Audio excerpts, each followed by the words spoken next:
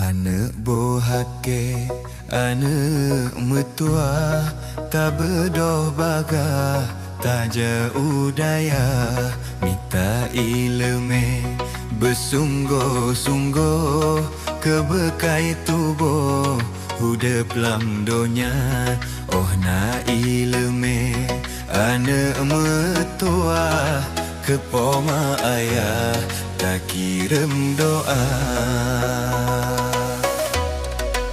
Senang tak tahu tempat mengaji, putra mon putri di Kuta Perlak, Raudhatul Ilmi Al-Munawwarah, yang nama daya di Gampong Cutke.